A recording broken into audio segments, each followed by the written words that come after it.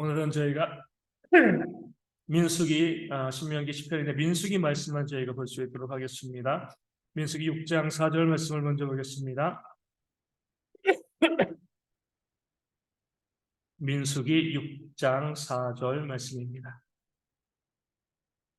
우리 구약 성경으로 203면에 있습니다.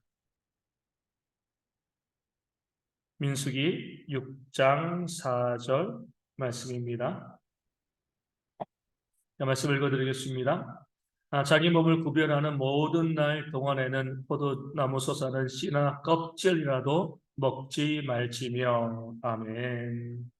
나실인에 관한 그런 이제 이 말씀이죠. 내가 하나님께 선한, 내가 하나님께 내 삶을 드리기로 이 작정한 그 사람이 나실인일 때는 무엇을 금해야 되는가? 몸에 칼을 대지 말고, 그리고 이 포도주를 마시지 말라. 이렇게 이제 말씀하고 있죠. 하나님께 우리가 구별된 사람이잖아요. 나실인은 이 털을 깎지 말라고 한 것이 겉모양으로 보면 어때요?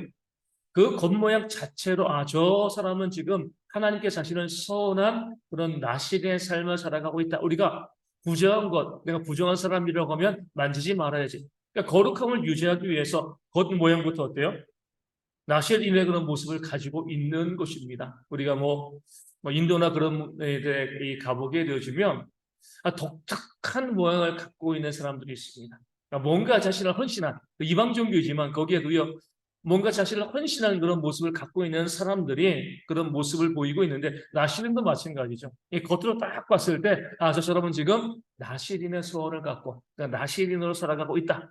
그래서 알기 위해서 수염이나 머리털을 자르지 못하게 하였습니다. 그러면서 그런 사람들이 포도주를 마시면 어때요? 마시고 취하면은요, 주장하면 사람들이 봤을 때 아니 자신을 거룩하게 구별해서 하나님께 드렸다고 하는 사람들이 왜 저 모양이야? 이렇게 이제 조롱받을 수밖에 없습니다. 그렇기 때문에 나실인으로 살아갈 때 뭐예요? 포도주 마시지 말라는 거죠. 술 마시지 말라는 겁니다. 근데 문제는 그것을 위해서 하나님께서는요, 건포도도 먹지 말라고 하시고요. 오늘 말씀에 나와 있는 것은 뭐예요? 포도 껍질이나 씨도 먹지 말라. 이렇게 말씀하십니다. 아니, 껍질은 또 좀 그럴 수 있지만, 포도씨 먹는다고 해가지고, 술 취하는 건 아니잖아요. 그렇죠? 근데 왜 포도씨도 먹지 말라고 했을까요? 그렇죠. 씨를 먹게 되어지면 포도를 먹게 되어지고, 포도를 먹게 되어지면 포도주까지 계속 이어지기 때문에 그렇습니다. 아예 근원부터 차단을 하게 되어지는 거죠.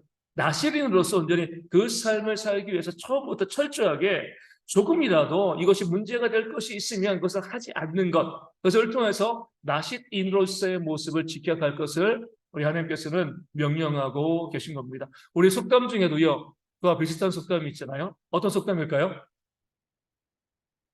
바늘도둑이 소도둑 된다는 겁니다. 작은 거잖아요. 그렇죠? 바늘도둑이 소도둑. 이 바늘을 작은 것을 하나 훔치는 데 성공하게 되어지면요 점점 커집니다. 이제 어떤 이제 마약 중독자에 대한 이제 25살인가 됐는데 벌써 마약 중독에 걸린 지 8년 차래요. 고등학생 때부터 마약을 한 거죠. 국제학교를 다녔다고 합니다. 국제학교 다니니까 이제 한국에서 국제학교 다녔는데 여러 이제 이 외국에서 이제 온 친구들도 많이 만나게 되어지니까 가장 먼저는 그 사람들이 건네준 그런 대마초를 피웠다는 거예요.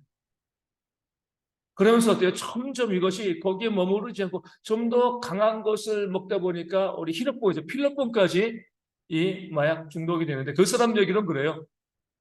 이 필로폰을 투약하고 나면은요, 빌딩에서 공룡이 날아다니는 게 보인대요. 그러니까 이제 그만큼 이 중독성과 환각이 강한 거죠.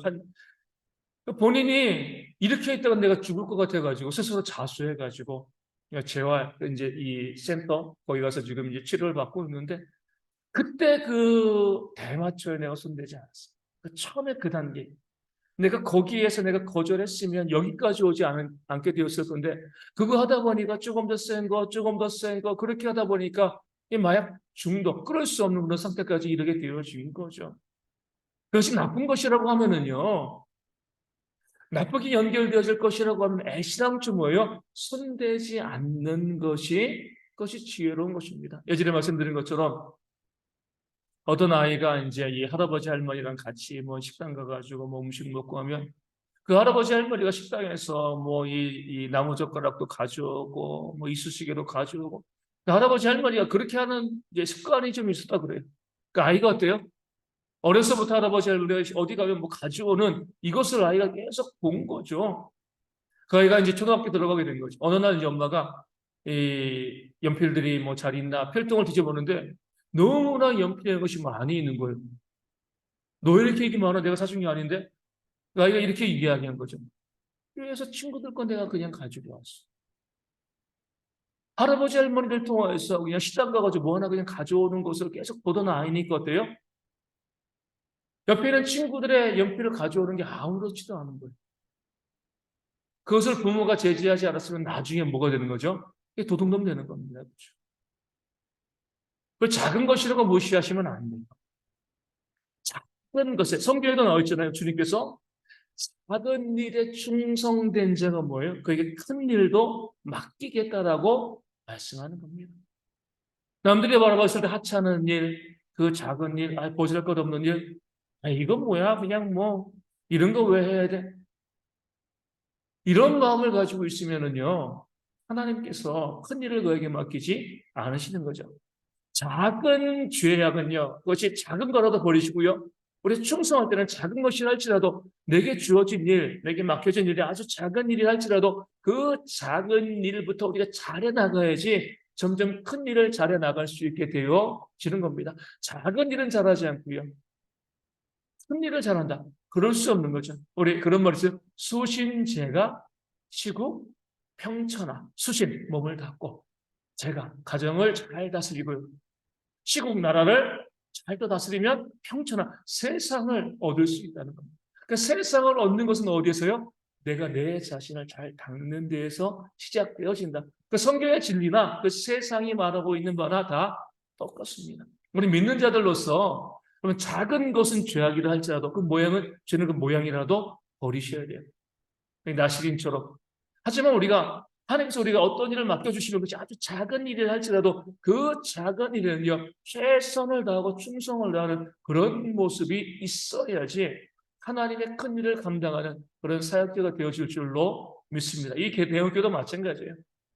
뭐 큰 일만 하려고 하시는 것이 아니라 우리 교회가 오늘 그 작은 일을 잘하는 모습들이 먼저 교회 가운데 있어야지 교회가 든든하게 바르게 세움받게 되어지는 것입니다. 9장 7절 말씀 보겠습니다. 민수기 9장 7절입니다. 9장 7절 말씀. 민수기 5장 7절입니다. 그에게 이르되 우리가 사람의 시체로 말미암아 부정하게 되었거니와 우리를 금지하여 이스라엘 자손과 함께 정한 기일에 여호와께 헌물을 드리지 못하게 하심은 어찌함이니까. 아멘. 이스라엘 백성들에게 물론 광야에서는 이제 우리 잘 지키지 못했지만 이스라엘 백성들에게 가장 중요했던 절기는 유월절이죠. 그 유월절로 해서 그들이요 애굽에서 나와서 또 이제 가나안으로 갈 수 있게 되었기 때문에 유월절이 가장 중요한 절기였습니다. 광야에서 유월절을 지키는데 우리 9장 1절 보면 애굽 땅에서 나온 다음에 첫째 달, 그러니까 이제 1년 된 거죠, 그렇죠? 이제 이 유월절을 맞이하게 되었을 때에 유월절을 지키는데 이 백성이 많다 보니까 시체로 인해서 부정하게 된 자들, 그러니까 유월절은 부정한 자들은 이제 함께 참여할 수 없는 거거든요. 그러니까 시체로 인해서 부정하게 된 자들이 모세에게 이렇게 이야기합니다. 우리도 유월절을 지키고 싶다. 우리가 시체로 인해서 부정하게 되어서 유월절을 지키지 못하는 게 너무나 아쉽고 안타깝다. 우리도 유월절을 지키게 해달라. 그러니까 모세가 하나님께 기도한 거죠. 하나님께서 이렇게 말씀하신 거죠. 그럼 그 다음 달 14일에 그들이 2차로 유월절을 지낼 수 있도록 하라. 이렇게 이제 말씀하시고 길을 열어주신 겁니다. 하나님께서는요, 예배하는 자들의 마음, 열심과 열정을 바라보시는 거예요. 이들을 보면 이들이 예배하려고 뭐예요? 애쓰고 노력하는 거잖아요. 만약에 이럴 수 있는 거잖아요. 유월절 딱 지키게 되었는데 시체로 인해서 부정하게 된 거예요. 이럴 수 있죠. 아싸 잘됐다. 지키고 싶지 않은데. 에이 그냥 정당한 핑계가 생긴 거잖아요. 그러니까 뭐 어쩔 수 없지 뭐. 남들 다 유월절시키고 나는 부정해서 지킬 수 없어. 지나가고 난다고 해도 뭐라고 하는 사람이 없습니다. 그럼에도 이들은 뭐예요? 우린 유월절 지키고 싶습니다. 지금 부정해서 우리가 유월절 지키지 못하고 있는데 우리가 유월절을 지켜야겠습니다. 하나님께 헌물을 드리고 싶습니다. 예배하고 싶습니다. 이런 마음으로 예배에 대한 열심과 열정을 이스라엘 백성들은 광야에서 보여주었습니다. 오늘 우리 가운데도 이런 모습들이 좀 회복되어질 수 있어야지. 아, 예배 안 하게 되었어. 아, 잘 됐어. 이렇게 하는 것이 아니라 우리가 예배할 수 있는 그런 기회를 어떻게든 만들어가고 그 예배에 가기 위해서 애쓰고 노력하는 그런 모습들이 있어야 되는 거죠. 지금 병원에 있습니다. 내일 또 제가 또 병원에 또 재입원할 예정인데 병원에 입원해 있으면서도요. 어찌되었건 9시면 잠을 자요. 병원에서. 그러면 이제 한 간호사가 한 10시쯤 와가지고 다 체크를 합니다. 뭐 이제 오늘 하루는 어떠셨는지 뭐 이렇게 했는지 체크를 하는데 자는 사람은 깨워서 안 하더라고요. 저는 그냥 보고 그냥 가는 거죠. 이제 9시나 10시, 뭐 늦으면 10시, 9시 이렇게 잠을 자게 되어지는데 9시나 10시에 잠을 자게 되어지는 이유는요. 새벽에 5시에 일어나려고. 왜냐면 거기가 여러 사람들이 있으니까 알람을 못 해놓겠어요. 그러니까 이제 혼자 있으면 알람하고 맞춰서 그 시간 하면은 뭐 제가 걱정이 없을 건데 여러 사람이 있으니까 알람을 다 꺼놓거든요. 그 취침 시간인데 저 때문에 다 깨면 안 되는 거잖아요. 알람을 다 이제 꺼놓기 때문에 한 9시쯤 자야지 한 4시쯤 좀 넘어가지고 자연스럽게 좀 일어나는 거죠. 그러면 이제 제가 병원에 있지만 그 시간에 맞춰가지고 또 병원에서 기도하는 겁니다. 얼마든지 그럴 수 있어요. 병원에 있으니까 좀 쉬지 뭐. 기도 안 해도 뭐 큰 문제 없을 거야. 얼마든지 그럴 수 있어요. 하지만 그러면 안 되거든요. 제가 말씀드린 목회자가 매일 아침마다 우리 성도님들 이름을 불러가며 기도하는 이유는 간단합니다. 그래야지 성도들이 그날 하루를 살아가기 때문에 그래요. 병원에 있지만 기도해야 돼요. 그것이 핑계가 되어져가지고 아예 어쩔 수 없어. 이렇게 하면 안 되는 거죠. 우리가 이제 하나님께 예물을 드리고 우리 11조나 그런 감사한금 드리는 것도 마찬가지입니다. 말씀드린 것처럼 내가 형편이 안 되면 못 드릴 수 있습니다. 하나님 우리 형편껏 우리가 예물을 드리길 원하시는 거죠. 하지만 이것이요. 잘됐다 핑계 되어지면 안 되는 거죠. 그렇죠. 내가 형편이 좋아지게 되었을 때는 그동안 못 드렸던 것 12조도 드리고 13조도 드리고 이렇게 하면서 하려는 그런 마음이 있어야지. 하나님께 예배하고 헌신하고 봉사하고 수고하는 그런 기회들 우리가 주어졌는데 내가 육신이 아프거나 어떤 문제가 있어가지고 아이 뭐 어쩔 수 없이 그냥 좋은 핑계 생겼으니까 안 해도 괜찮아. 이런 마음을 가지시면 안 되는 거죠. 이스라엘 백성들처럼 시체로 인해서 부정해져서 유월절 지키지 못해도 우리가 꼭 지키고 싶습니다. 헌신하고 싶습니다. 헌물을 드리고 싶습니다. 그 마음 가지고 예배하려고 나오려고 애쓰고 노력하는 그런 모습이 있을 때 하나님께서 그들 가운데 은혜의 복을 내려 주시는 거죠. 그런 예배 열심들이 우리 가운데 회복되어야 합니다. 우리 코로나 이후에 많은 교회들이 힘들어하고 있어요. 왜 힘들어하고 있어요? 이제 모이려고 하지 않거든요. 그 전부터도 물론 그랬지만 코로나가 이 기폭제가 되었습니다. 근데 우리가 이런 시대일수록 주님께서 다시 오실 날이 정말 얼마 남지 않았음을 깨달아 알고요. 더 모이기에 힘쓰고 예배하기에 애쓰고 노력하는 그런 모습들이 우리 가운데 있어야지 하나님께서 그런 모습을 보시고요. 모이는 자에게 하나님의 은혜와 복을 더하실 줄로 믿습니다. 11장 15절 말씀 보겠습니다. 민수기 11장 15절 말씀입니다.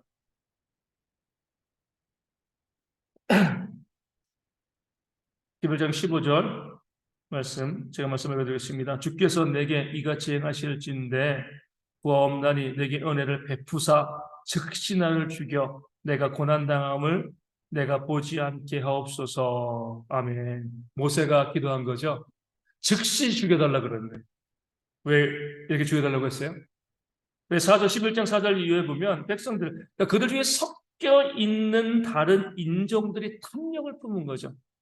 이것이야 탐욕은 전연수에 강하거든요. 이스라엘 백성들 전체에게 그 전형성, 이 탐욕에 대한 모습이 있어서 뭐라고 이야기해요? 우리가 애굽에 있을 때는 생선도 먹고 오이와 참외, 부추와 파 많은 들을 먹었는데 우리는 이제 만나밖에 먹을 것이 없어. 하나님께서 그들을 구원해 주신 그 은혜는 다 잊어버리고요. 만나를 주시고 반석을 쳐서 물을 주시는 그 은혜를 잃어버리니 물론 좀 지겹기는 했을 거예요. 그렇죠? 매일 만나만 먹은 거잖아요. 광야에서 농사 지을 수도 없고요. 뭐 이 얻어서 뭐 먹을 게 없는 거죠. 솔직히 40년간 만나를 먹는다라고 하면 저도 좀 지겨울 것 같긴 해요. 물론 그렇습니다. 만나랑 반석이라는 물 그리고 메추라기 이거 외에는 먹을 것이 없었습니다. 그럼에도 불구하고 그들이 애굽에서 하나님께 호소했잖아요. 구해달라고. 그 애굽의 함정, 그 애굽 사람들이 그 이스라엘 백성들을 못 살게 울고요. 아들이 낳으면 강에 이 던져버리게 하는 그런 끔찍한 일들을 애굽에 했는데도 뭐예요? 다시금 우리가 애굽으로 돌아가고 싶다. 거기서는 우리가 이것도 먹고 저것도 먹고 그랬는데 여기서 우리가 먹을 것이 만나밖에 없어. 모세에게 원망하기 시작한 겁니다. 그러니까 모세가 뭐예요? 하나님 나 죽고 싶습니다. 그래서 우리가 쭉 보게 되었을 때요, 우리 성경에는 뭐 그렇게 많이 나와 있지 않지만 이 광야에서 저는 그래요. 오늘 말씀을 드려서 보면 이 모세에게 우울증이 있었다라고 봅니다. 그럴 수밖에 없죠.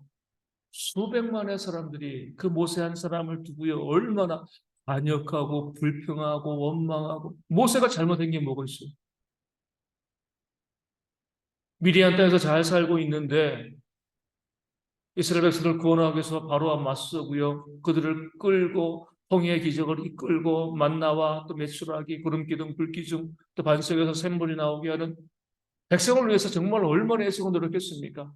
우리 그 전에 출애굽기 32장을 해서 보면 하나님께서 이 백성을 다 진멸하려고 했을 때도 모세는 뭐예요?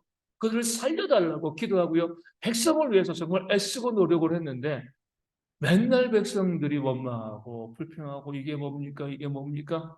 이렇게 이야기하니까 모세가요, 죽고 싶은 거예요. 사역하고 싶은 마음이 사라져 버린 거죠. 모세가 육체적으로 힘든 일을 한 것은 없어요. 하지만 백성들의 원망과 불평, 이런 모습이 모세의 마음을 상하게 했고, 그렇게 마음이 상하니까 그에게 뭐 우울증이 생길 수밖에 없는 거죠. 하나님께 즉시, 그러니까 뭐 다른 것도 아니고 조금 있다도 즉시 나를 죽여달라고 기도하는 거예요.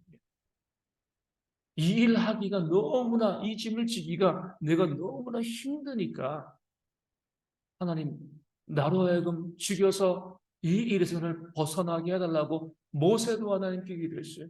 그때 하나님께서 뭐예요?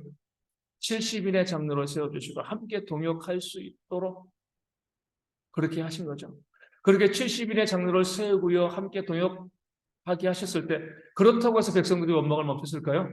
그렇지 않았습니다. 계속 원망한 거예요. 그러면서 70인의 장로가 있어야 되는 이유는 뭐예요? 그들만이라도 모세를 위로하고 또 격려하고 백성들이 아무리 그렇게 원망하고 불평해도 그들만이라도 함께 한 팀이 되어서 우리가 이 귀한 생을 감당해 나갑시다. 이렇게 동역하기를 원하셨기 때문에 70인의 그런 일꾼들 장로를 세워 주신 거죠. 오늘 우리도 마찬가지입니다. 가정에서도 그래요. 우리 가정에서 가장 악한 것은요, 원망과 불평입니다. 이게 사람들을 우울증에 걸리게 만들고 죽게 만드는 어떤 공동체이건 마찬가지. 교회에서도 마찬가지예요. 수고하고 헌신하는 사람들이 있는데 우리가 감사 인사는 잘 하지 않고 늘 원망하고 불평하고 이런 모습이 있게 되어지면 그 공동체를 이끌어가는 사람이요 모세처럼 죽고 싶은 거예요.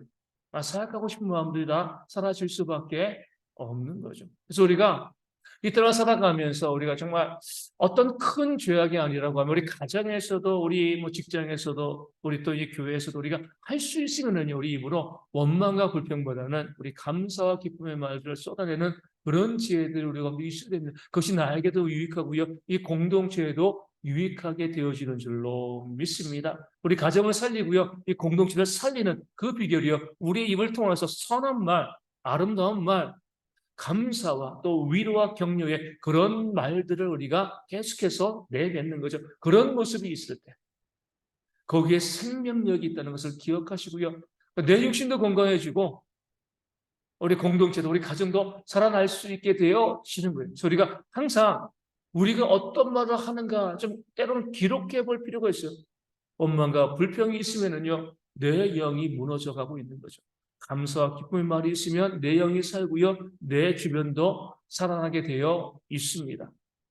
그 온유함이 지면에서 승한 그런 모세도 죽여달라고 할 정도로 원망과 불평의 말은 다른 사람을 죽이고 그 사람의 심령을 상하게 하는 그런 악한 힘이 있습니다. 그런 말도 우리가 하지 않는 지혜, 그런 말을 우리가 삼가고요, 선한 말을 할 수 있는 지혜가 우리 가운데 있어야 할 줄로 믿습니다. 우리 13장 32절과 33절 말씀 보겠습니다. 민수기 13장 32절, 33절. 민수기 13장 32절 33절입니다. 이스라엘 자손 앞에서 그 정탐한 땅을 악평하여 이르되 우리가 돌아다니며 정탐한 땅은 그 거주민을 삼키는 땅이요 거기서 본 모든 백성은 신장이 장대한 자들이며 거기서 네피림 후손인 아낙 자손의 거인들을 보았나니 우리는 스스로 보기에도 메뚜기 같으니 그들이 보기에도 그와 같았을 것이니라. 아멘. 지금 이 12명의 정탐꾼 중에서 10명이 보고한 거거든요. 이 보고한 내용은 뭐예요? 내용에는 이제 거짓말한 건 없습니다. 본 그대로 한 거예요. 근데 이것이 문제가 된 것이 무엇이죠? 내용은 정확한 건데 내용만 보면 되는 거죠. 거기에서 무엇을 보는 거죠? 그것이 되는데 이 사람들 그 내용을 가지고 자신들이 해석하려고 했어요. 해석은 하나님의 영역입니다.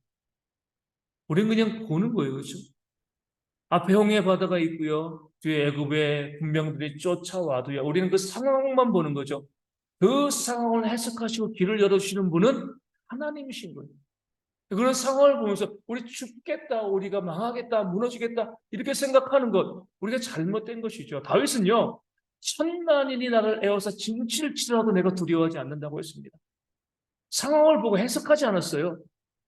누가 보더라도 이것은 천만인이 다 창끝을 겨누고 다윗을 죽이려고 하는데도 어떻게 두려워하지 않습니까? 그 상황 가운데 그 상황을 피하게 하시고 살리실 그 일들은 하나님이 하실 일이기 때문에 그 상황에 두려워하지 않는 거죠. 우리도 마찬가지입니다. 어떤 일들과 어려움이 있을 때 우리가 지나치게 예단하거나 미리 해석할 이유가 없습니다. 하나님의 해석이 무엇인가를 바라볼 수 있어요. 하나님께서 왜 이런 고난과 왜 이런 어려움과 왜 이런 문제를 우리 가운데 주셨겠는가? 하나님의 해석을 보면 어때요? 가나안 땅에, 그 좋은 땅에 당연히 강한 사람들이 머무를 수밖에 없는 거죠. 힘센 사람이 그 땅을 차지하는 것이지 그 좋은 땅을 약한 사람들이 차지할 수가 없는 겁니다. 가나안 땅의 적과 꿀이 흐르는 좋은 땅이란 것은 뒤집어 보면은 그 땅에는 강력한 힘을 갖고 있는 사람들이 살고 있다. 이것이 미리 전제되어 있는 거죠. 그래도 하나님께서 내가 그 땅을 너에게 주겠다. 아무리 강력한 자들이 있어도 이길 수 있는 거예요. 그 해석을 하나님께 맡겨야 되는데 그러나 하나님의 해석은 따르지 않고요. 내가 보니까 우리는 메뚜기와 같아. 그들은 우리보다 너무나 강해. 이렇게 생각을 하고 지레 겁을 먹고 포기했기 때문에 그들이 40년간 그 광야에서 헤매다 다 죽고요. 우리 어린아이들과 그런 이 다음 세대만이 가나안 땅에 들어갈 수 있게 되었습니다. 우리 가운데 여러 가지 많은 일들, 좋은 일도 있고요. 나쁜 일도 있어요. 우리가 함부로 해석하시면 안 돼요. 그 해석은 하나님께 있기 때문에 그렇습니다. 우리가 이제 쭉 보게 되어지면 제가 자주 말씀드리잖아요. 선교를 가게 되었을 때 보게 되어지면 선교를 준비하는 팀에 아무런 어려움도 문제도 없이 돈도 잘 준비되어지고 이런 팀들이 있어요. 그럼 우리는 뭐라고 생각해요? 이 팀에 하나님의 특별한 은혜가 있어 우리가 가가지고 사역을 잘 감당할 것 같아. 사람의 해석이죠, 그렇죠? 그렇게 선교를 준비하고 선교를 가는데 아무런 문제도 없다는 것은요. 사단이 봤을 때 뭐예요? 이 팀은 가서 아무것도 안 할 팀이라는 것이 너무나 분명하기 때문에 건들지도 않는 거예요. 그런데 어떤 선교팀을 보면 이 돈도 모자라고 부족하고요. 그 선교팀 가운데 가기 전에 다치고 아프고 이런 일들이 계속 발생하는 팀들이 있어요. 우리가 보면은 저 팀들이 뭔가 문제가 있어 이렇게 해석하시면 안 되는 거죠. 그 땅에 가서 정말 귀한 사역을 감당할 것이기 때문에 사단이 계속 뭐예요? 그 팀들을 힘들고 어렵게 하는 겁니다. 그러니까 우리가 항상 하나님께서 이 상황을 어떻게 해석하시는가 바라볼 수 있는 지혜가 있어야 돼요. 그것을 기도하셔야 됩니다. 내 생각과 내 판단을 가지고 이것은 이럴 거야라고 하다 보면은요, 우리가 잘못된 해석을 하게 되어 지는 거죠. 저도 이제 마음 같아서는 제가 봤을 때는 한 80% 이상은 회복된 것 같아요. 제가. 그래서 마음 같아서는 제가 그냥 이번에 입원하지 않아도 괜찮겠다라는 생각이 드는 게 사실입니다. 근데 저의 생각이죠. 우리 성도님들을 통해서 계속 좀 더 입원하시고 또 치료 받으시면 좋겠습니다라고 했을 때 저는 하나님께서 성도님들을 통해서 이렇게 말씀하실 수 있다. 하나님의 해석을 내가 따라야지. 내가 문제 없으니까 내가 괜찮으니까 이렇게 하는 것은 그러니까 내 해석 내 생각일 수가 있는 하나님께서 많은 성도분들을 통하여서 저에게 말씀하실 때는 거기에 어때요? 그 성도님들의 마음을 움직이시는 그런 하나님의 역사도 있는 거죠. 거기에 순종하는 것이 또 맞고 옳다고 생각하기 때문에 또 내일 또 2차로 좀 제가 또 이제 입원하고자 합니다. 이것이 맞는 것 같아요. 내 생각, 내 주장, 내 고집을 따르는 것이 하나님께서 어떻게 해석하시는가, 또 주변 사람들을 통해서 하나님께서 어떻게 내게 말씀하시는가 잘 들어보고요. 거기 맞춰서 또 움직일 수 있는 그런 지혜들이 있어야지 내가 해석하고요, 내가 평가하고, 내가 판단하고 나아가다 보면 그런 에서 우리가 무너지고 넘어지는 경우들이 많이 발생하게 되어지는 겁니다. 우리 여호수아 갈렙은요, 뭐 하나님의 해석을 보죠. 그들은 우리의 답이다. 여호수아 갈렙이 봤을 때도 뭐 어때요? 그 사람들은 강력한 사람들이었거든요. 똑같은 걸 본 겁니다. 10명의 정탐꾼이랑 여호수아 갈렙이 다른 거 본 거 아니에요. 그런데 10명의 정탐꾼들은 우리는 메뚜기와 같다. 그들에 비하면. 그런데 여호수아 갈렙은 그들은 우리의 밥이다. 이렇게 바라본 거죠. 하나님의 해석을 취했는데 아쉽게도 사람의 해석을 취한 자들의 목소리가 더 컸기 때문에 그들이 실패하고 무너지게 되어 진 겁니다. 해석은요, 하나님께 있는 거예요. 우리 16장 7절 말씀 보겠습니다. 민수기 16장 7절입니다. 16장 7절 말씀. 내일 여호와 앞에서 그 향로의 불을 담고 그 위에 향을 두라. 그때 여호와께서 택하신 자는 거룩하게 되리라. 레위 자손들아, 너희가 너무 분수에 지나치느니라. 아멘. 이 고라 자손의 이 고라의 반역에 대한 말씀이 되어지는 거죠. 우리 고라가 이제 이 뭐 다단과 아비란가 해가지고 우리 16장 3절 말씀 보면은요, 그들이 먼저 모세와 아론에게 뭐라고 이야기해요? 너희가 분수에 지나도가. 그러니까 이제 먼저 모세와 아론에게 너희가 분수에 지나쳤다라고 그들이 먼저 도발했습니다. 그러면서 그들이 이야기합니다. 온 회중이 다 각각 거룩하고 여호와도 그들 중에 계시거늘 너희가 어찌하여 여호와의 총회에 스스로 높이느냐? 우리 모두가 다 동등한 성도 아니냐? 틀린 말은 아닙니다. 그렇죠? 동등한 모습을 갖고 있는데 왜 너는 모세는 지도자이고 또 아론은 대제사장으로 너희가 하나님 위에 높이느냐? 이렇게 이야기하는 거죠. 높인 게 아니죠. 하나님께서 모세에게 아론에게 그 역할을 맡기신 거예요. 근데 고라는요, 그들이 위에 있다라고 생각하고요. 또 모세와 아론이 교만하다. 너희가 분수에 지나쳤다. 우리가 너희랑 다를 바가 뭐가 있냐. 이렇게 이야기하면서 이 도발하는 거죠. 그럴 때 이제 모세가 오늘 말씀 이제 16장 우리 7절에 있는 것처럼 너희가 너무 분수에 지나치다라고 이야기합니다. 동등한 것은 맞아요. 하지만 뭐가 다르죠? 헌신의 정도가 다르잖아요. 그렇죠? 수고하는 것이 달라요. 아까 말씀드린 것처럼 모세는요, 죽고 싶을 정도로 힘들지만 그 사역을 감당해 나갔습니다.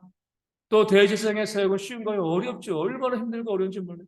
그렇게 더욱더 수고하고 봉사하고 있기 때문에 하나님께서 그들을 통해서 하나님의 일들을 만들어 나가시는 겁니다.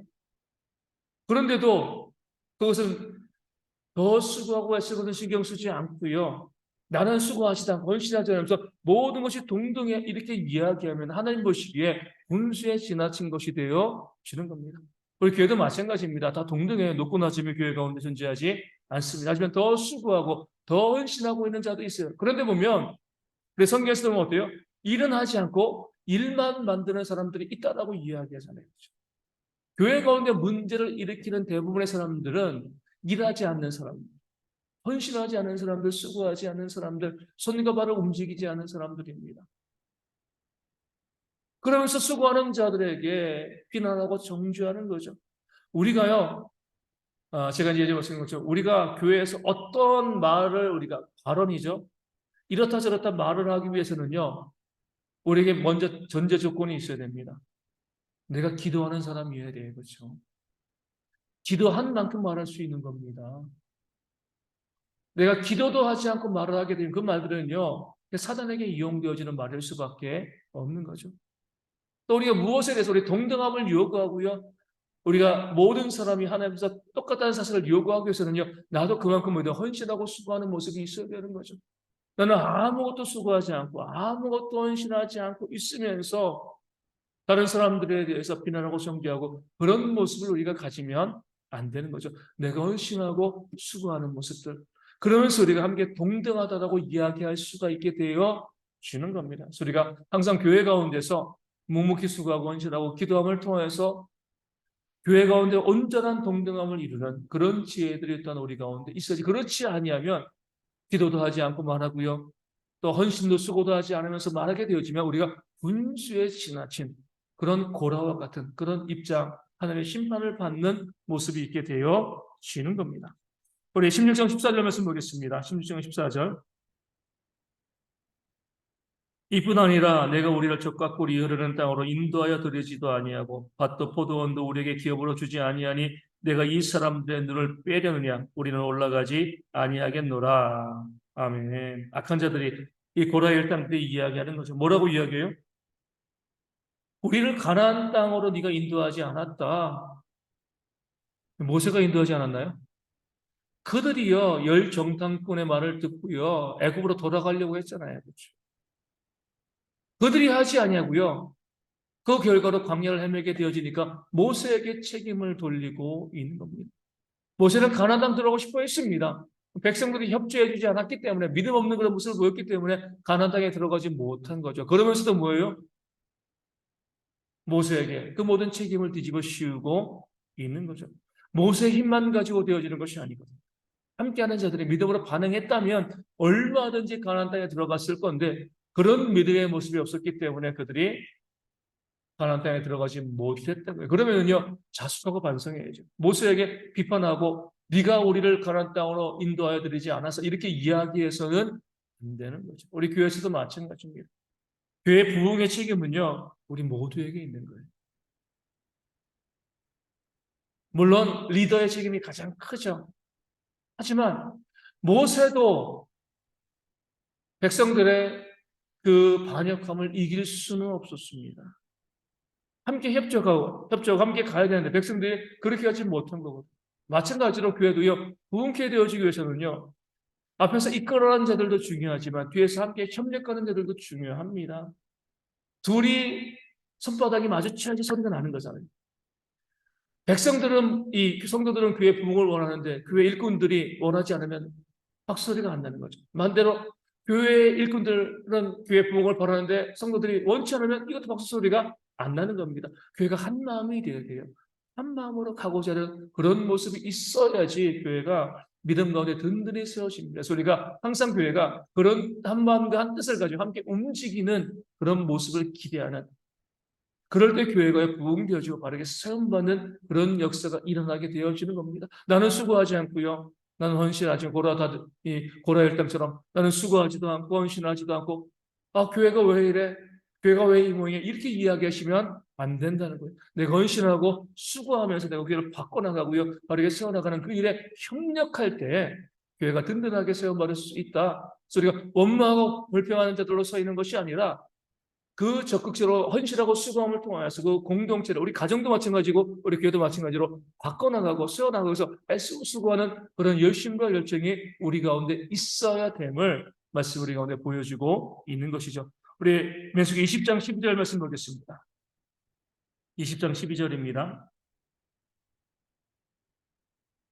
여호와께서 모세와 아론에게 이르시되 너희가 나를 믿지 아니하고 이스라엘 자손의 목전에서 내 거룩함을 나타내지 아니한 거로 너희는 이 회중을 내가 그들에게 준 땅으로 인도해 드리지 못하리라 하시니라. 아멘. 모세가 왜 못 들어갔어요? 무리바물에서 하나님께서 바위를 명하여 물을 내라 하실 때 바위를 쳐서 물을 냈죠. 그 전에는 바위를 쳐서 물을 내라고 말씀하셨습니다. 그러니까 하나님께서 어떻게 보면 뭐 일관성이 없는 것이 아니라 어떤 때는 뭐예요? 바위를 치라고 말씀하시고요. 어떤 때는 바위를 명하라. 이렇게 이제 말씀하시는 거예요. 그럴 때는 그래서 모세에게 원하시는 건 무엇이냐면 그 하나님의 말씀에 세밀하게 순종하는 겁니다. 치라고 하면 치는 거예요. 그렇죠? 명하라고 하면 명하는 겁니다. 전엔 쳤는데 이번에 왜 치면 안 돼? 이러면 안 되는 거예요.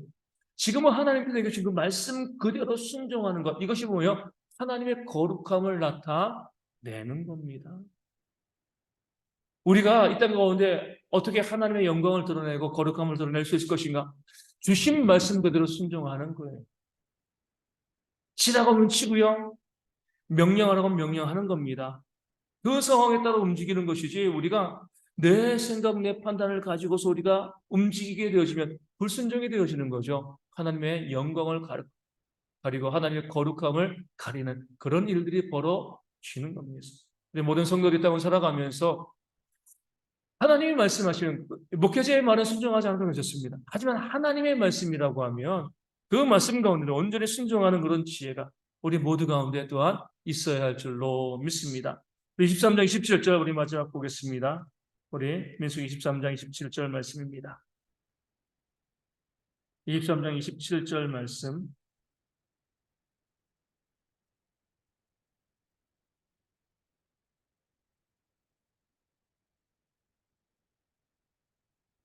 제가 설교드리겠습니다. 발락이 발람에게 또 이르되 오라 내가 너를 다른 곳으로 인도하리니 내가 거기서 나를 위하여 그들을 저주하기를 하나님이 혹시 기뻐하시리라 하고. 아멘. 발락 왕이 그래요. 이 발람을 통해서 이스라엘을 저주하기를 원하는데 하나님께서는 어떻게 계속 축복해 가신 거죠. 그러니까 이제 다른 곳에서 보면 아마 그들을 저주할 수 있지 않을까 이렇게 발락이 생각한 거죠. 이게 어리석인 거죠. 상황이 변한다고 하나님이 변하시는 것은 아닌 거예요. 그렇죠? 하나님은 신실하신 하나님이 되어 주시는 겁니다. 상황이 변화되어지면 하나님의 뜻도 변하겠다 이렇게 생각하시면 안 되는 거죠. 모든 상황에서 하나님의 뜻은요. 그 상황의 변화에도 동일하게 역사하시는 거죠. 앞서 말씀드린 것처럼 다윗이 안전한 궁에 있을 때도 하나님의 지키심이 있고요. 천만인이 그를 에워싸 진처도에 하나님의 돌보심이 있는 겁니다. 상황이 이러니까 뭔가 뜻이 변하겠지 그런 거 없습니다. 우리를 지키시고 보호하신다고 하면요 모든 상황 가운데 우리를 지키시고 보호하시는 그 하나님의 역사가 있게 되어지는 겁니다. 우리가 그 하나님을 믿는 거예요. 변치 않고요 신실하게 역사되시는 그 하나님 바라볼 수 있는 상황이 이러니까 안 될 거야 그런 거 없습니다. 어떤 상황 아무리 절망적인 상황이라 할지라도 거기에서도 벌써 하나님의 역사심과 돌보심의 은혜가 있는 겁니다. 우리가 하나님을 믿는 거예요. 그렇죠? 그 전능하신 하나님을 믿는 겁니다. 우리 상황을 바라보고 우리가 두려워하게 되시면 물 위를 걷던 베드로가 물에 빠지는 놀라운 영광을 경험하다가 비참하게 되지는 그런 일들이 벌어지게 되어지는 거죠. 내 삶 가운데 문제 어려움과 아픔이 있어도요. 육신의 질병이 있었고 또 경제 어려움과 문제가 있다 할지라도 하나님이 계시기만 하면 우리가 두려울 것이 없는 거죠.